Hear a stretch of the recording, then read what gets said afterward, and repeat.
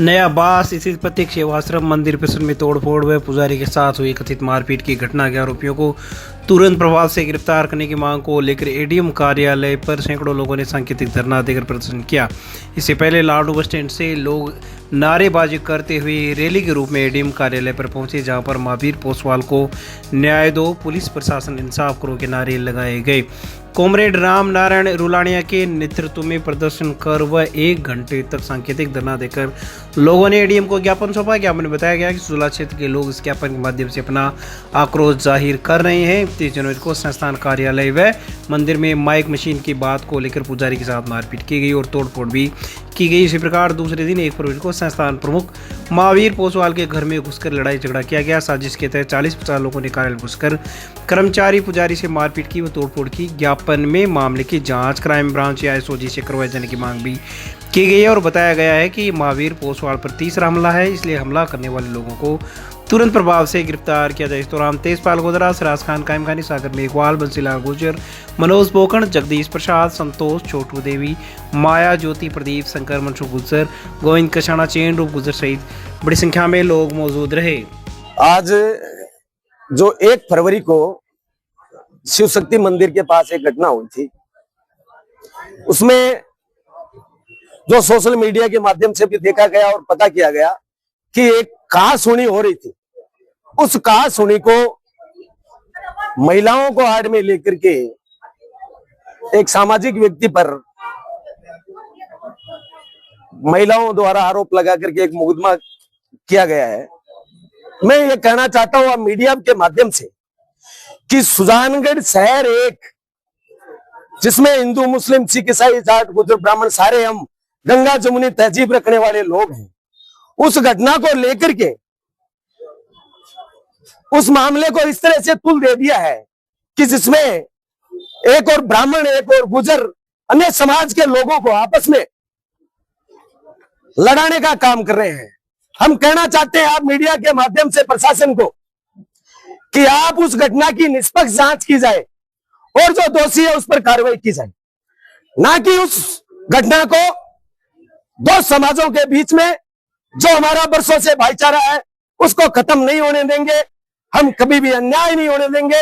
अगर किसी के साथ अन्याय होता है तो हम वहां खड़े मिलेंगे, लेकिन प्रशासन इस मामले में दूध का दूध और पानी का पानी करे, ना कि किसी के दबाव में आकर के किसी व्यक्ति को झूठा फंसाया जाना, वो गलत है। हम इसको बर्दाश्त नहीं करेंगे।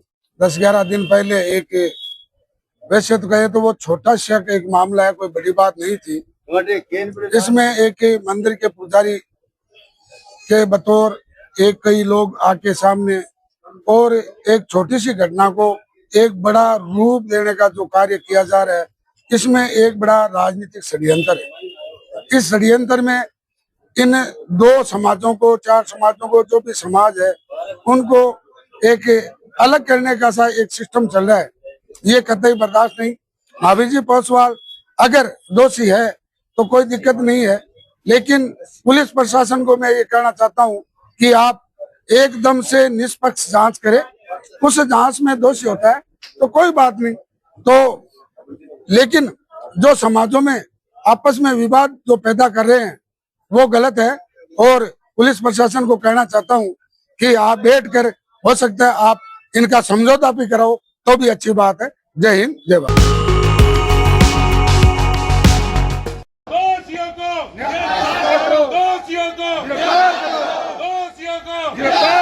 सुजानगढ़ शहर के नया बास स्थित शिव शक्ति मंदिर से कथित अवैध कब्जे को हटाकर मामले की सघन जांच कर सार्वजनिक भूमि पर अस्थायी प्रशासनिक व्यवस्था करवाने की मांग की गई। सेतु नया बास के बड़ी संख्या में लोगों ने शिव शक्ति मंदिर पर एकत्रित होकर रैली निकाली और मंदिर को मुक्त करवाए जाने संबंधी नारेबाजी करते हुए रैली के रूप में गांधी चौक होकर गणेश मंदिर और वहां से उपखंड कार्यालय पर पहुंचे, जहां पर उपखंड अधिकारी ओम प्रकाश वर्मा को सूर्य जिला कलेक्टर के नाम ज्ञापन सौंपकर बताया गया कि करीब 40 साल पहले तत्कालीन विधायक रामेश्वर लाल भाटी के कार्यकाल में मंदिर परिसर में सामुदायिक भवन का निर्माण हुआ था। उसके बाद 2023 में विधायकों से हॉल व कमरों का निर्माण भी हुआ था, लेकिन महावीर पोसवाल नामक व्यक्ति ने अपने निजी संस्थान का यहां पर कार्यालय खोल लिया और अवैध कब्जा कर लिया, जिसके कारण मंदिर में नियमित पूजा अर्चना और धार्मिक गतिविधियां प्रभावित हो रही है, इसलिए सर्व समाज के इस मंदिर को व्यक्ति या संस्था के अवैध कब्जे से मुक्त करवाया जाए और मामले की जांच के लिए उच्च स्तरीय कमेटी का गठन भी किया जाए। इसी प्रकार जांच अवधि के दौरान मंदिर के अभिलेखों को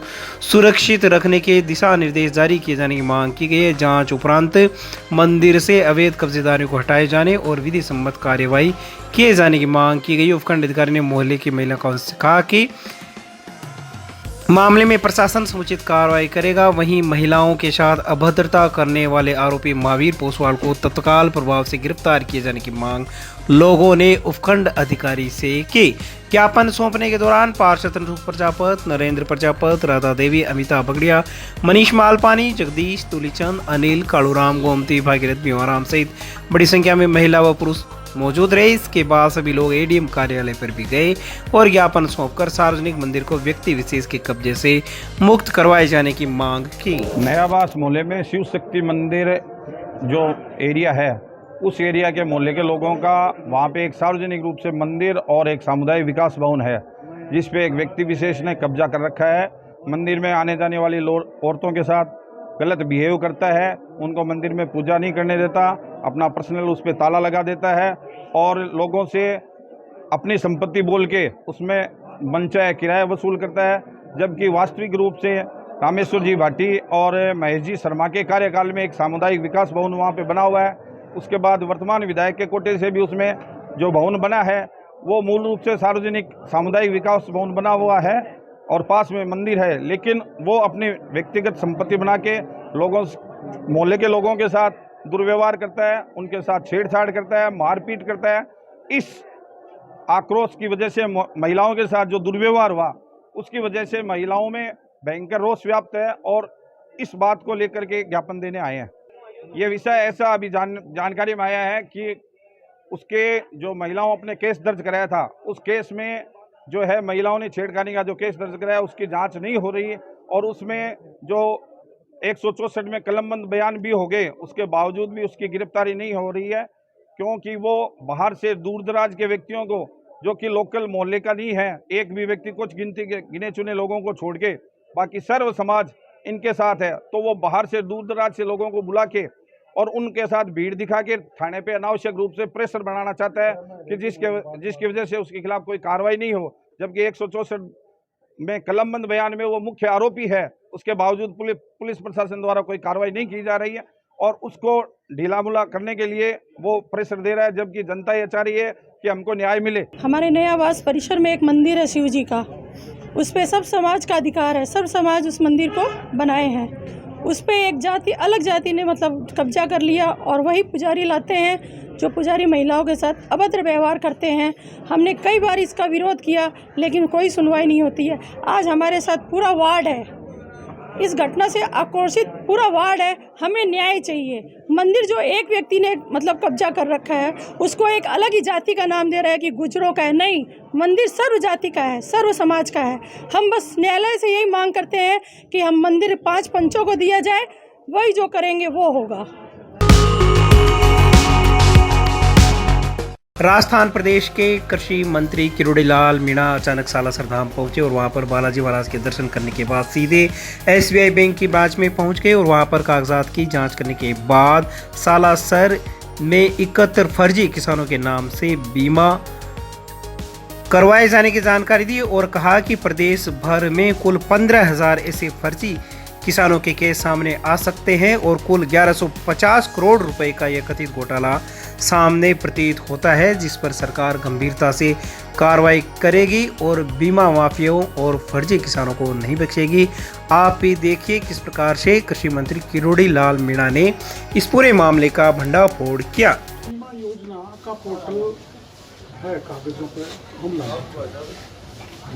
इसमें एक किसान है आकाश ऊजा, उसके पिता का नाम भी आकाश ऊजा।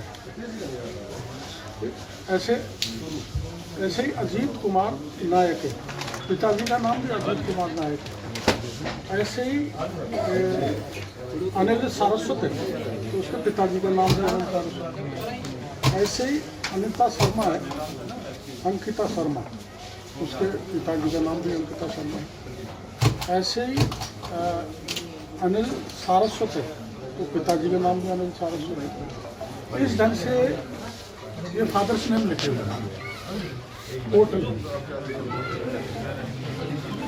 और ये आकाश होगा जो नाम है यहाँ का, कागजों के हिसाब से सालासर का रहने वाला है, इस जिले का होगा। इसकी जमीन है क्रॉप 11 NBM विलेज है गजनेर में, और सर्वे नंबर है 4391/3405, सब डिवीजन मतलब खसरा नंबर है 256। ये सब के दिए हुए बड़ा लंबा समय लगेगा। तो तहसीलदार जी वहाँ गजनेर से हमने जानकारी ली, तो ये जितने भी 71 किसान इस ब्रांच के हैं जिनके 9 करोड़ रुपए तैयार हो गए देने के लिए, अब उनको कौन लेगा? किसान तो है नहीं, हैं जो लैंडलेस जमीन नहीं।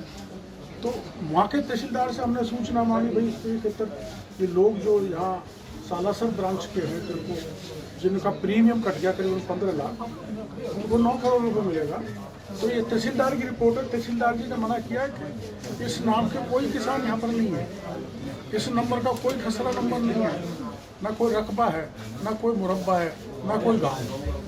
तो यहाँ इसमें पूरे राज्य में ये तो 71 का 9 करोड़ रुपये बनते हैं, 15 लाख इन्होंने प्रीमियम काट लिया। अरे 9 करोड़ बटने वाला था, इसलिए हम पहले पा गए। तो बटना कहाँ जाना था?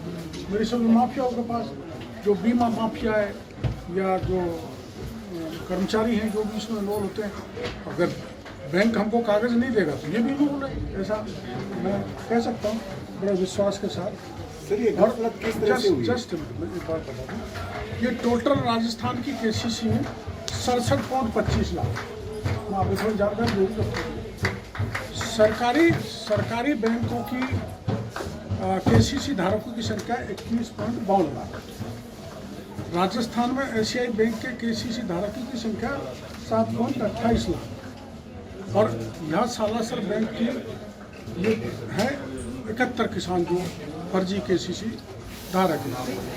राजस्थान में SBI और अन्य सरकारी बैंक सहित करीब 15,000 किसानों का इस बैंक का फर्जी वाला घोटाला प्रतीत होता है, जो लैंड होल्डर भी नहीं है पूरे को पूरा, उनको किसान बना रखा है। इस फर्जीवाड़े में 15,000 किसानों को करीब 1150 करोड़ रुपये की हेराफेरी, गबन है, घोटाला है, कुछ जेब में चला गया, कुछ जाने वाले। सालासर में जो ये गजनेर में किसान बताए जा रहे हैं, प्रति किसान लगभग 12 लाख रुपए का क्लेम पास होने की स्टेज पर है। ये प्रीमियम जमा हो गया तो हो जाएगा। और ये वो आपको मैंने तहसीलदार का लेटर दे दिया, SBI सालासर के 71 किसानों की ये जमीन है वहाँ गजनेर में, जबकि वहाँ ये ज़मीन है ही नहीं। ज़मीन तो है लेकिन इस नाम के किसान नहीं है, और जिस नाम का प्रीमियम कटा है ना वो खसरा नंबर है। और इसमें केंद्र और राज्य का 32 लाख प्रीमियम बनेगा, तो 9 करोड़ 32 लाख का ये गड़बड़ घोटाला यहाँ पर 71 किसानों का अकेले जिले में। और ये अकेले जिले में कहा एक ही ब्रांच है। और ये AIC एग्रीकल्चर इंश्योरेंस कंपनी की बीमा पॉलिसी का मामला है, तो AIC भी इन्वॉल्व है। भीतर के अंदर के बीमा माफिया से बीमा बना के किसानों को ठगते हैं, सरकार के भी चूना लगाते हैं, वो है। और प्लस दिस बैंक ब्रांच भी प्रतीत होती है। अगर हमको कागज नहीं देते, कागज हम क्या मांग रहे हैं? इन किसानों को जो गजनेर में जमाबंदी बताइए, वो जमाबंदी हमें गजनेर की निकाल के दे दें, या यहाँ की हो तो यहाँ की निकाल के दे दें। अभी 1 सवा घंटा हो गया ये निकालने में असमर्थ, तो अगर नहीं देंगे तो ये माना जाएगा कि ये भी उसमें गठबंधन में शामिल है। अब ये कह रहे हैं कल दे देंगे, परसों दे देंगे। मैं कह रहा हूँ मैं लेकर जाऊँगा। तो सालासर महाराज से प्रार्थना करते हैं कि भगवान कृपा करेंगे, इनको सद्बुद्धि देंगे और कागज हमें देंगे। तो किसान का साथ जो ठगी हो रही है, जो छलावा हो रहा है, और सरकारों को भी एक तरफ से चूसा जा रहा है, वो बंद हो जाएगा। टोटल 1150 करोड़ का अनुमानित घपला है।